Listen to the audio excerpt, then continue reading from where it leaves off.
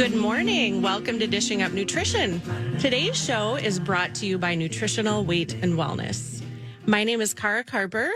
I'm a licensed nutritionist and a certified nutrition specialist. I also have a master's degree in holistic health. And I am a mom of a 10-year-old daughter, which you know what that means, right? Lots of driving around to all the fun activities, carpooling, etc. As far as in the nutrition world, though, I wanted to share something that I recently had the opportunity to do. It was a really great experience. I had an opportunity to be one of the presenters of our brand new 6-hour menopause solutions seminar.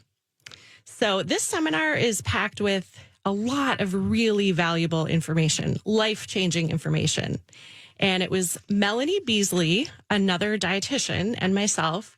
We co-taught the seminar, and some of the things that we talked about were solutions for hot flashes, solutions for sleep problems, anxiety, incontinence, even wrinkles, and how to avoid weight gain during those kind of perimenopausal and menopausal years. So the 6-hour seminar, it's available now online at weightandwellness.com. So you can go online and get more information. You can watch that in the comfort of your own home. And the great thing, it comes with a survival guide. I believe it's 75 pages of really packed material. So it's a really great program. Sorry, I feel like I'm a little biased, but a good part of like a year kind of working on that with a great team. So I'm excited to be in the studio today with my co-host, Brandy Burrow. Brandy is a registered and licensed dietitian, and really looking forward to doing this show with you today, Brandy. Thank you, Cara. I'm excited too. It's really great to be in the studio with you today. Before Nutritional Weight and Wellness, before working here, actually listening to the podcast, you were one of my favorite presenters. So this is such an honor to be here with you today. Thanks, Brandy. And today's show is how to lose weight without counting calories. So if you're a listener out there who's trying to lose weight, that's our number one recommendation. Stop counting calories. That's right. And so first of all, that might come as a big surprise, what you just said, Brandy. I'll just repeat that. For weight loss, we do not recommend the calorie counting approach if weight loss is a goal. So that might stop you in your tracks if you are hearing that kind of for the first time. A lot of people have memorized, for example, how many calories are in their favorite box of cookies or bag of chips. I know it is Girl Scout season, I will admit. My daughter is a Girl Scout, so we're in the middle of this first time being in the middle of this cookie season. Now, I personally don't know how many calories are in the cookies, but I know that's a message that is out there. How many, counting calories. So I'm kind of curious how many listeners know what the calorie count is in the box of cookies. That is a message we've been told for decades is if weight loss is a goal, we need to count calories. We need to cut back on calories. For example, if we cut out 3,500 calories, we're going to lose 1 pound. If we cut out 7,000 calories, we'll lose 2 pounds. So, Brandy, I was wondering if you could just explain a little bit to our listeners why this approach isn't working for most people. That is the calorie counting approach. Right. It turns out this approach to losing weight, the calories in, calories out, is a little outdated. We've learned a lot since this recommendation has sort of been the mantra for weight loss. It's not a really sustainable plan for a lot of people. But this is still advice you might be getting from your doctor. It's old habits die hard, right? But the thing is, doctors, that's not really their specialty. Weight loss is not really their specialty. But there's a little more research out there now. We know a little bit more about how to do this successfully. It's probably a method you've tried in the past. Low calorie, low fat. And maybe you've learned this for yourself, that you just end up feeling miserable. It's really hard to do to restrict your diet like that. You maybe feel shaky, maybe a little moody, because you're not eating enough. And after a few days or a few weeks, your cravings get the best of you and you're just driven to the foods that you've been told to cut out of your diet. And then you find yourself in the fast food lane or in the cookie jar. It's a really tough cycle to break. And the 2 pounds that maybe you did lose after working so hard for so many weeks or months, once you fall off that plan, they come back almost as fast as you lost them. And maybe they brought a few friends with them, maybe a few more pounds tacked onto that. And then that whole cycle is so frustrating. You know, it is a lot of work and you end up feeling like you've done something wrong. What's wrong with me? What am I doing wrong? Yeah. And isn't that a message, Brandy, when you're meeting with clients that you probably definitely hear? Like, what am I doing wrong? What kind of like, as I'm a bad person almost. Oh, definitely. Yeah. There's a lot of guilt and shame around this approach. There really is. So Brandy and I just want to share with you today, as nutritionists, we know there's nothing wrong with you if this resonates with you. It's not your fault. If you've tried counting calories, if you've tried low calorie dieting and it ended in frustration, it's really probably just the wrong plan for you, for your individual needs. There are some diet plans out there supposedly recommended by experts, but they don't work for most people. So it's the old calories in, calories out message. It's been handed down year after year as being the solution for weight loss. But we know as dietitians and nutritionists, it seldom works. And this is true, especially when we're talking about wanting long-term sustainable weight loss. So we'll talk more in the show about why this approach tends to fail. A lot of it really has to do with low blood sugar. Almost like people, their bodies end up feeling like they're starving from the low calorie, the low fat. People get so hungry and they're not able to sustain the few amount of calories that they're eating. And then they end up sabotaging their weight loss efforts. Yep.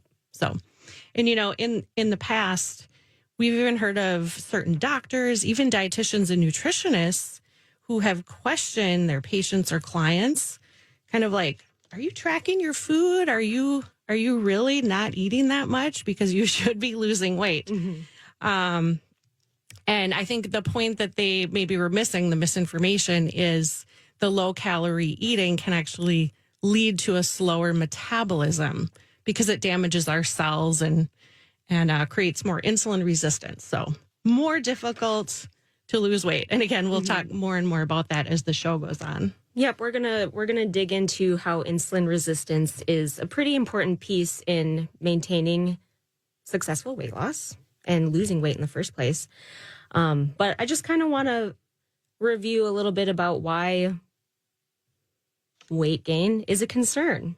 You know, in dietetics school, we're taught that a body mass index that's greater than 30. And just to review what body mass index is, it's sort of a way of categorizing your weight into certain categories of what's, quote, normal, overweight, or obese. So the higher your BMI, we found over the years that there's a strong connection between developing chronic diseases like heart disease or hypertension.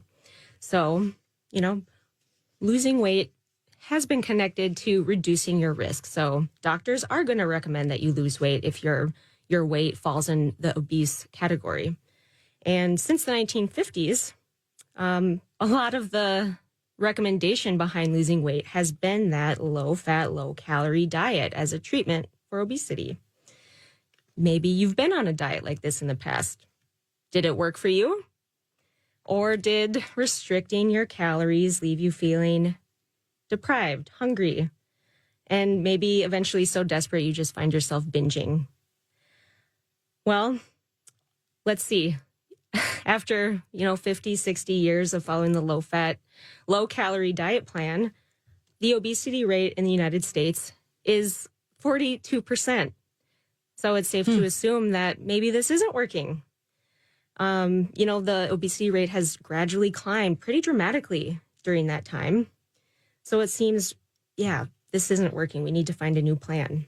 This isn't, and if it is working for people, it's not sustainable, right? Yeah, that's such a great point because we all know someone who has tried the low calorie counting approach and has lost weight. But I think the bigger message is is it sustainable? Is it healthy?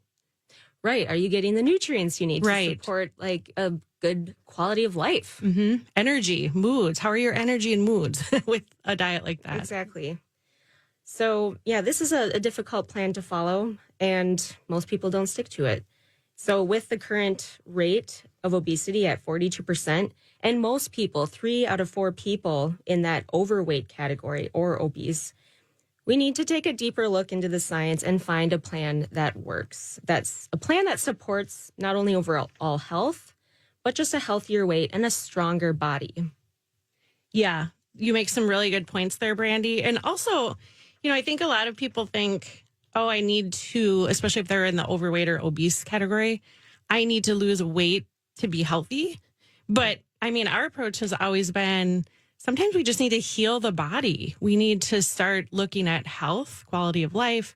Weight loss often will just come naturally, right? After we notice all these other benefits. So, Right.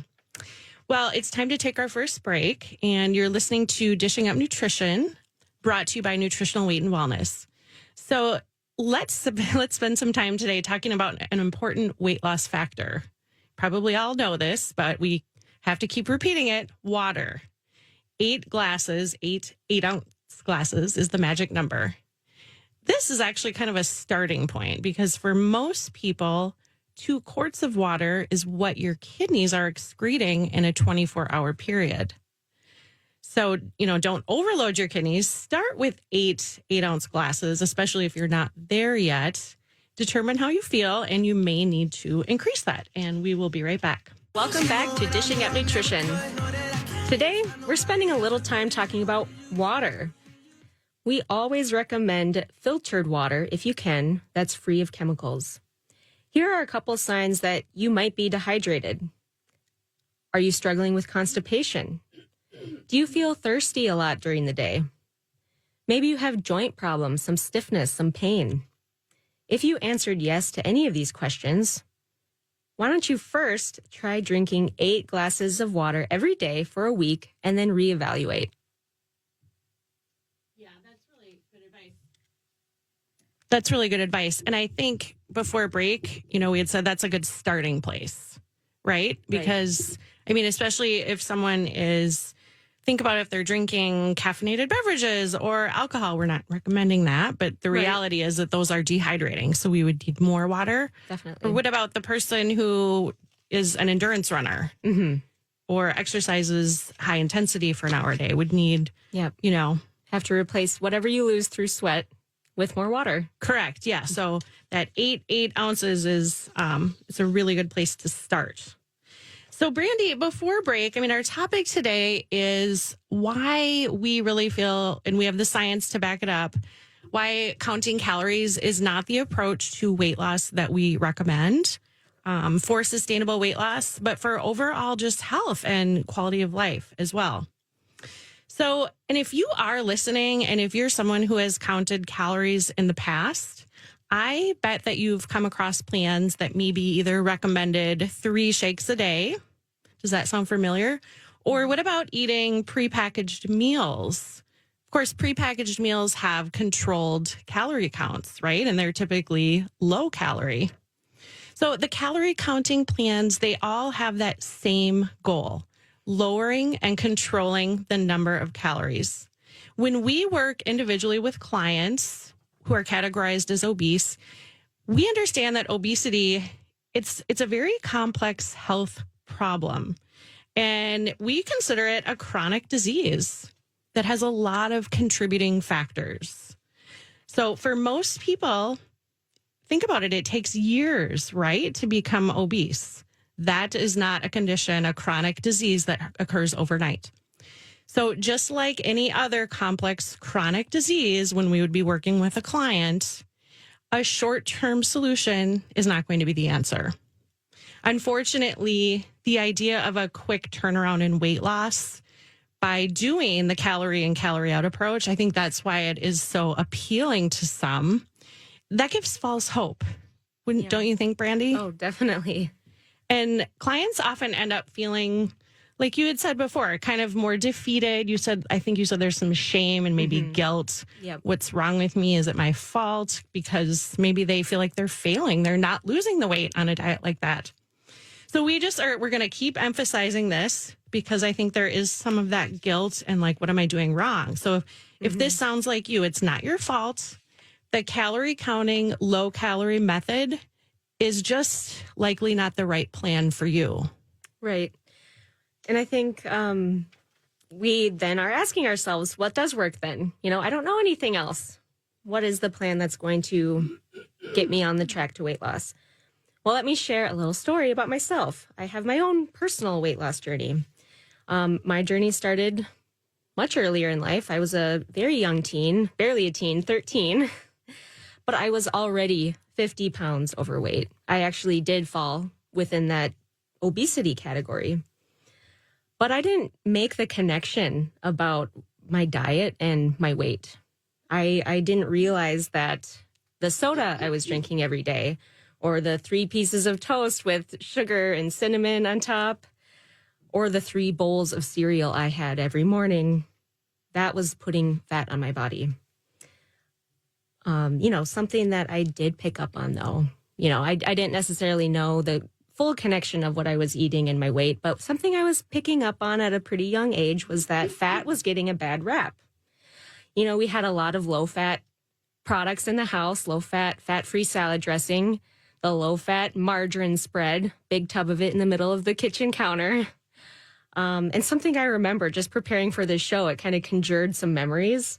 Sitting at the table in the cafeteria as a kindergartner, our teacher would walk around the table and say, if you take the skin off the chicken, it's lower in fat, and that's healthier. So at a very young age, I was getting these messages that fat is bad. So I thought, okay, maybe if I cut out the fat, that's going to help lose weight. I needed to get a handle on this. And I kept drinking the soda. I kept eating the cereal, but I kept gaining weight. So finally, at a certain point, you just have to, I was just a little bit frustrated with myself. I had to figure out what worked. But when I finally cut out the sugar, that's when I found success. I cut out the processed foods I was eating. Soda was a big one for me. That was the first thing to go. Next, I cut out the processed foods. We didn't have fast food back then, but I had a freezer full of those frozen pastries, toaster pastries, pizza rolls, egg rolls. So, I cut those out. I had to eat something. I replaced those foods with vegetables, something I inherently did know was good for me, but, didn't love them. So that's probably why I wasn't eating a ton of them.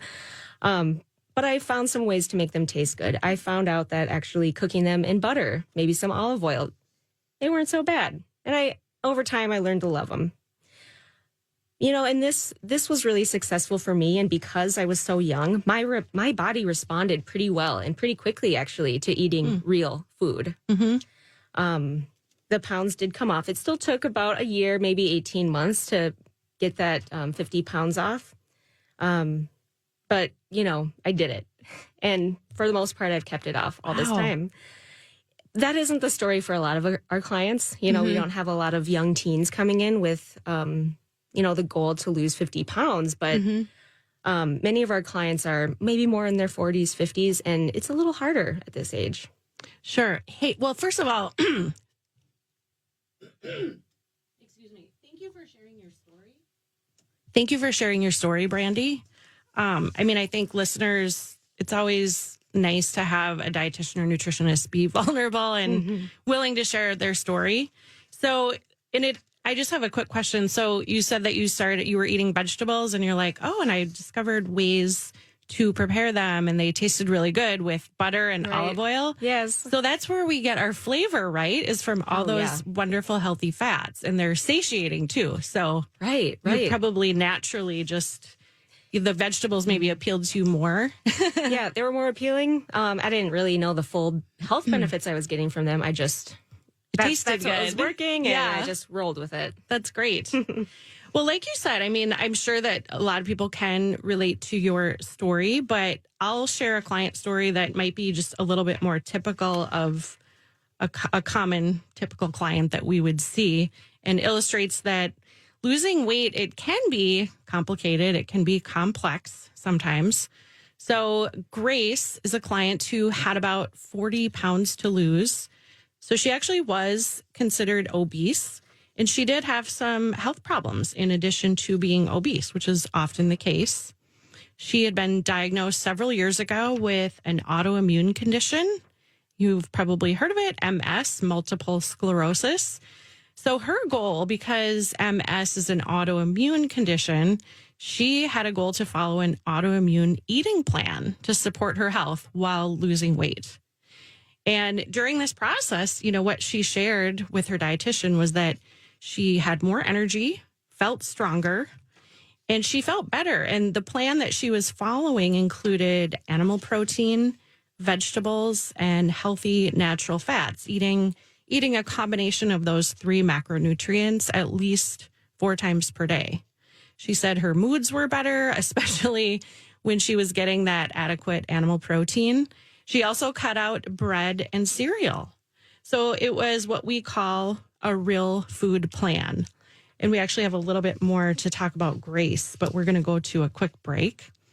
You're listening to Dishing Up Nutrition. So we're going to talk more about water. Let's see if you are dehydrated. So a couple of questions for you. Do you feel tired? Where's your energy? How's your energy? Are you having issues concentrating?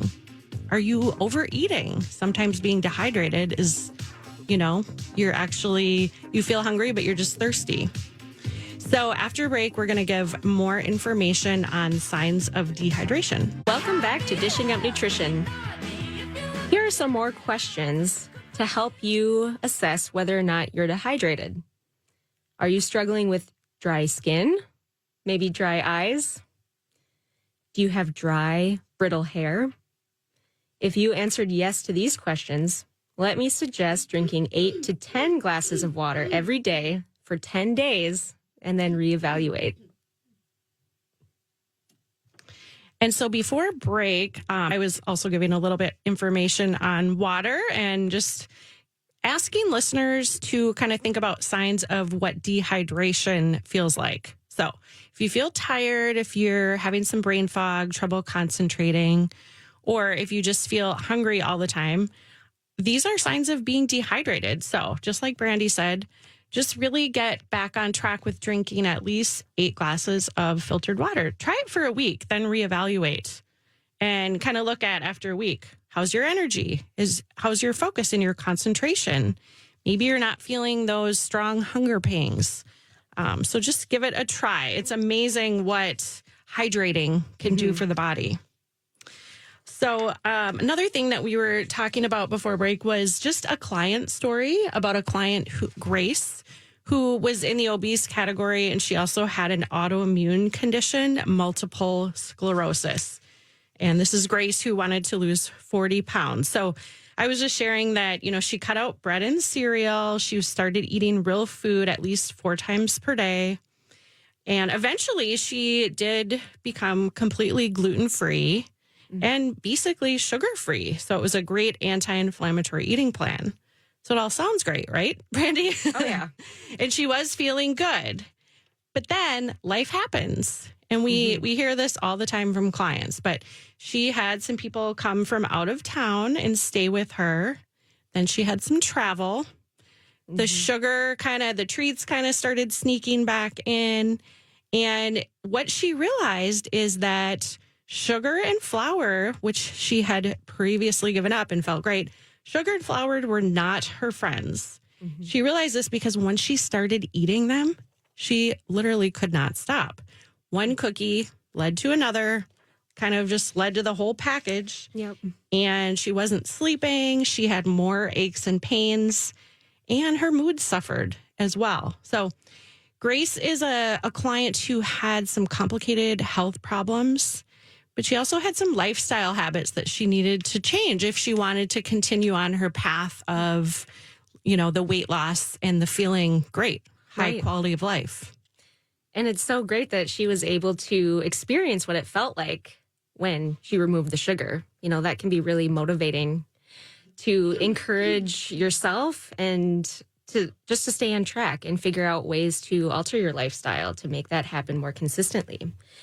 And even as dietitians, if you've been listening to the show for a while, you know that we all have our personal stories, our personal struggles, sugar cravings being one of them for a lot of us. So we understand that there are a lot of reasons to have sugar cravings. There's a lot of root causes behind that. Sometimes it's just from not eating enough. It could be just low blood sugar triggering those cravings, or it could be starting a new medication, or not enough protein in the diet. Or just like you said with Grace, there are other lifestyle habits that we need to adjust in order to make this work for us. Grace had a lot of sugar cravings, but she knew that it was inflammatory. She knew it wasn't serving her, especially for somebody with MS. Inflammation is something we need to get a handle on. And it's true that she was also on some medications that could have been contributing to those sugar cravings, but she also had this really bad habit of skipping meals.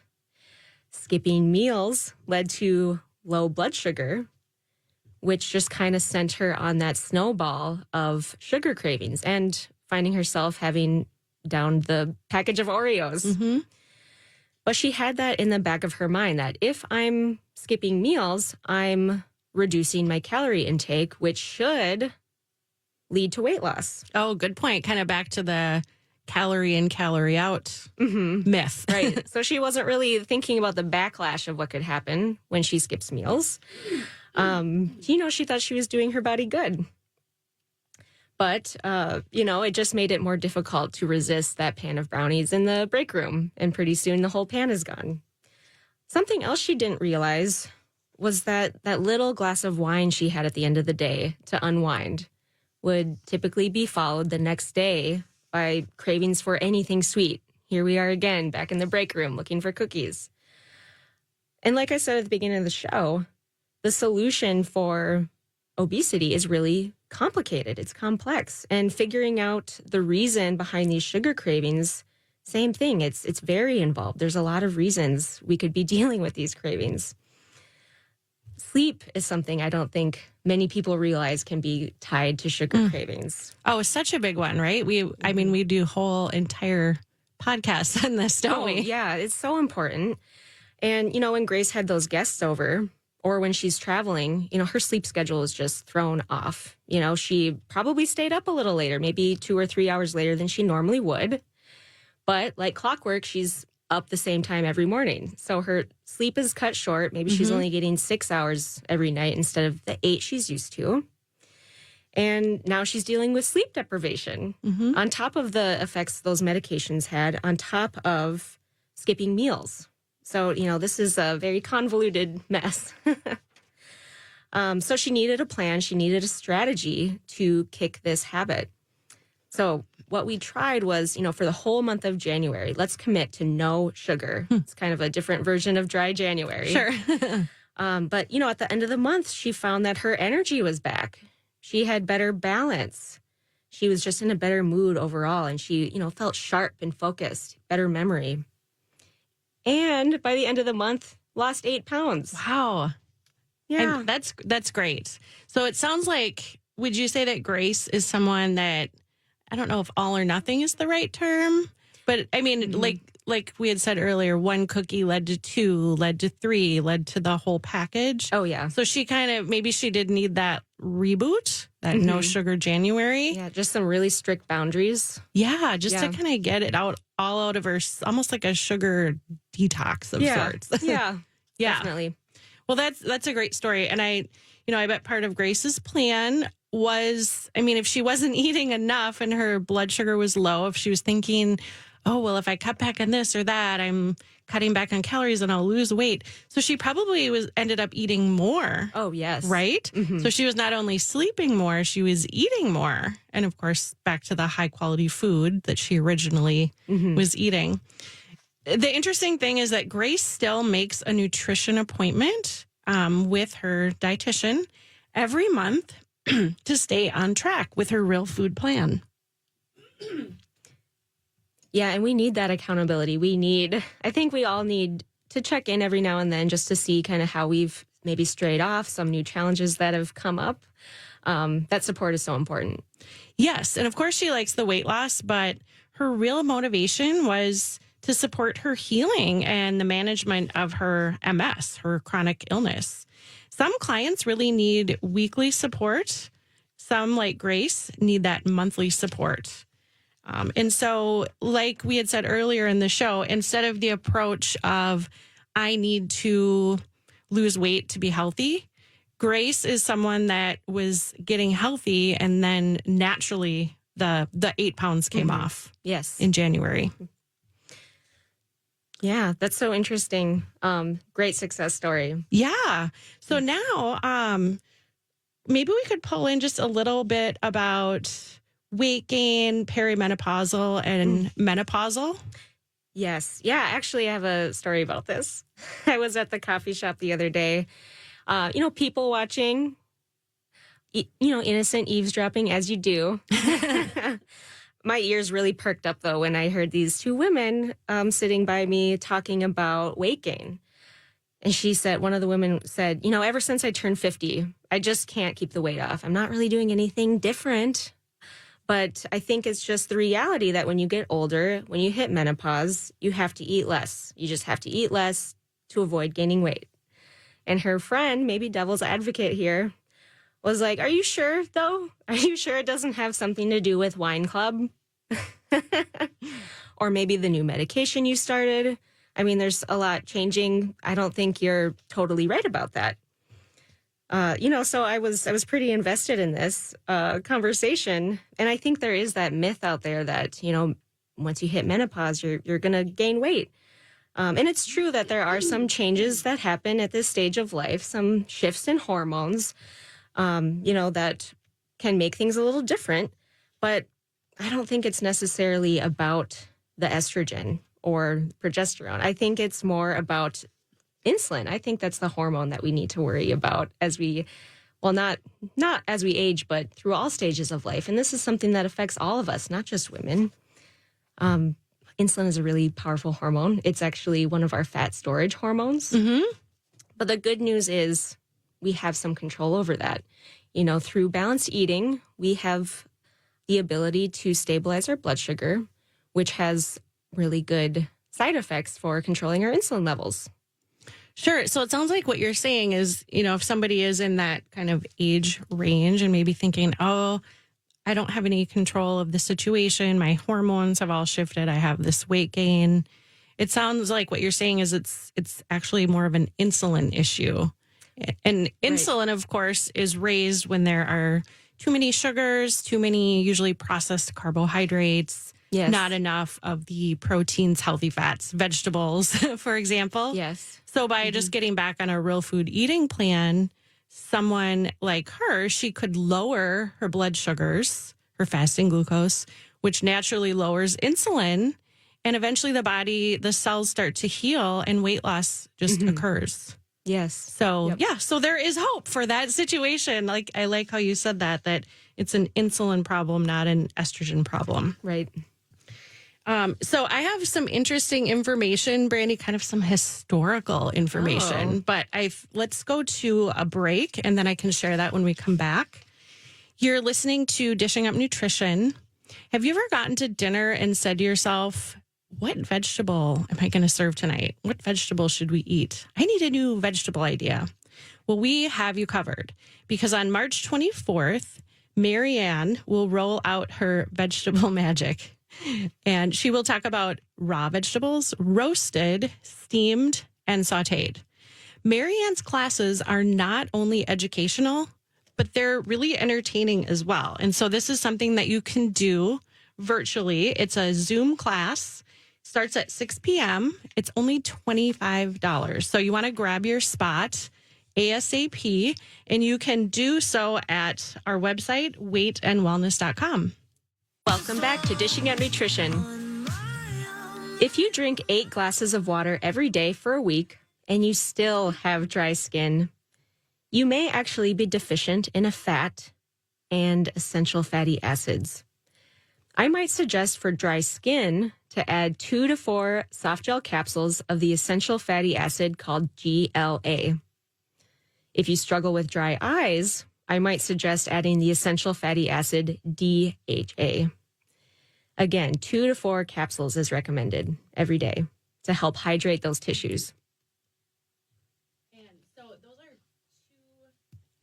those are two essential fatty acids that a lot of people can become deficient in, right? Because essential fatty acid means our body, we're not producing it. We have to get it from an external source. Mm-hmm. Sometimes it's difficult to get that gamma-linoleic acid or the DHA or that's a form of basically fish oil, omega-3. So, so those are both great for hydration.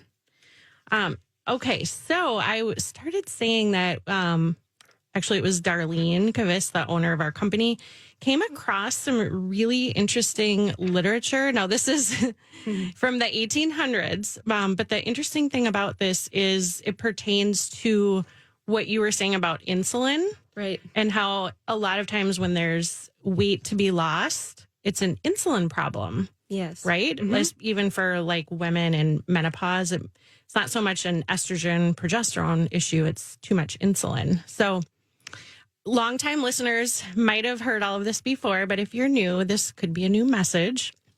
But this information has been around for decades, actually hundreds of years. So the writings that she came across indicate that even back in the 1800s, it kind of aligns with our science that we talk about today. So one example, it's a book, it's called The Physiology of Taste. And in that book, the author stated that floury and starchy foods cause obesity. Foods such as bread, pasta, and potatoes. So isn't that kind of interesting? I mean, that was a long time ago. So long ago, and somehow we lost our way, but here we are again. Exactly. So another interesting historical book was written by William Banting in 1863. This particular author lived in London. He struggled with weight. His weight spiraled out of control. He was having a multitude of health problems. And when he consulted with doctors, they were unable to help him. So then, kind of on his own, he discovered this eating plan, which consisted of animal protein and vegetables. And all he really did is reduce some of his previous indulgences like bread, milk, sugar, beer, and potatoes. He ended up losing 50 pounds and had dramatic health improvements. So he wrote the world's first diet book a couple hundred years ago to tell his story. So just kind of interesting stuff that Dar came across. Lessons from the past. Exactly. Yeah. So if we ate just too many refined carbs for a day, but maybe this is a pattern that happens week after week, month after month, year after year. This is just the way we live our lives. Something starts to happen on a cellular level. So when we're eating too many refined carbs, like the crackers, the flours, the pastas, our cells actually start to develop like this sticky coating on the outside. And those receptors for insulin that help us bring that energy in to use for energy, we don't have the ability to do that anymore. That process is sort of blocked by that sticky coating. This is what insulin resistance is. Less sugar is able to get into the cell. More sugar stays in the bloodstream and gets turned into body fat. So insulin resistance develops in not just people in their later stages of life, maybe their 50s or 60s, but this is starting to affect people earlier and earlier. Even children have been found to have insulin resistance. Maybe it's from drinking too much juice or too much soda pop. And yes, we have children dealing with this, but also dealing with obesity. Right. And we're hearing more about type 2 diabetes in younger folks as well, right?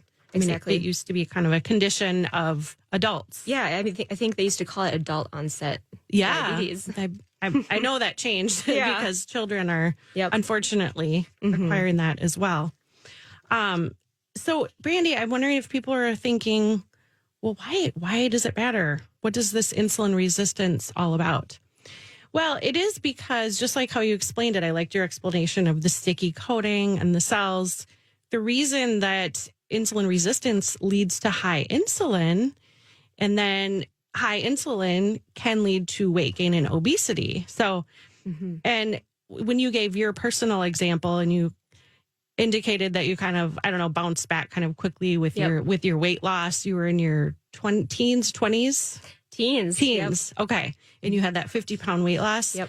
And I think you mentioned that it might be a little bit more challenging, especially as men and women get more into 40s, 50s, 60s, the weight might not come off as quickly because if you think about like decades of eating maybe more processed carbohydrates, sugars, soda, things like that. So more years of having the sticky coating. Exactly. And it just gets harder and harder to control those insulin levels. Right. So just more healing to do. Yep. To heal that insulin resistance and heal those cell receptors. Right. But we want to just let everybody know that this is definitely a process that can be reversed. Right. It just might take a little more time if you've had this insulin resistance for decades. Exactly. So just like insulin resistance didn't happen overnight, it's not like you wake up one day and boom, insulin resistant or diabetic. Right. So just like it took years to develop that insulin resistance, it's going to take a little while to reverse that. And most people don't know that it's something that you can work on to improve. Many of my clients find out that they're insulin resistant after getting their annual physical, getting their labs done, and they are categorized as pre-diabetic or their fasting blood glucose was a little too high. And I'm always surprised to hear that, they walk away without any information on what to do about that. They really aren't given any guidance that there is something that you can do about that. Maybe just like, make sure you check your levels in 6 months or for example. It's usually like a wait and see, come back next year. We'll see what's going on, No guidance. But the fact is those numbers are not going to change unless something changes. So, yeah, that's so powerful what you just said. Yeah, that's usually when I see clients. And thank goodness we get to talking because my guess is in a year, they're probably further into that diabetic range. Sure. Closer to the pre-diabetes, even diabetes. Exactly. So, this process of reversing insulin resistance, it's not going to take a few weeks. It's probably going to take a few months, maybe a few years to heal those cell receptors. And that is by following a real food meal plan, eating food in balance, making sure you're getting those healthy fats along with some good protein with the carbs. And that takes time. But slowly the excess insulin is reduced, your blood sugar is more stabilized, and the insulin resistance begins to decrease. So when we're not fighting against that insulin resistance, that's when we are able to finally lose some weight because we're using our energy efficiently. We're not storing as much of it as fat. So it's not a matter of restricting calories. It's a matter of reducing the insulin. And this is something Dr. Jason Fung talks about in his book, The Obesity Code. Yeah, that's a really great book by Dr. Jason Fung. I think it kind of just expands on the message that we're talking about today. Yeah, definitely. Why the calorie counting, low calorie, low fat, basically starvation diets can really backfire when it comes to a weight loss goal and a health goal. Right. So, if we had a little more time, Brandy and I were going to start talking about a connection to insulin and weight gain and insulin resistance and that stress. And we know with the pandemic, it's a very stressful time for people. It still is after a couple of years. And so, unfortunately, we only have like a minute to wrap up here. But just know that stress can create that insulin resistance. And so what you do have control over in a stressful situation is what you put into your mouth. Exactly. Right. And so because what we eat can be a stressor if we're not eating regularly throughout the day with protein, healthy fat, and vegetables. So that in itself can like reduce stress on the body. Definitely. And lead to weight loss. So our goal at Nutritional Weight and Wellness, it's to help each and every person experience better health through eating real food. And it is a simple, but it's a very powerful message. eating real food is life-changing. Great to be here with you today, Brandy, and thank you for joining us today. Everyone have a great day. Thanks for listening to Dishing Up Nutrition. If you enjoy this podcast, please share your favorite episodes with a friend or leave a review on iTunes, Stitcher, or iHeartRadio. The content and opinions expressed are those of the hosts or presenters. They are not intended to diagnose, treat, cure, or prevent disease. Product statements have not been evaluated by the FDA.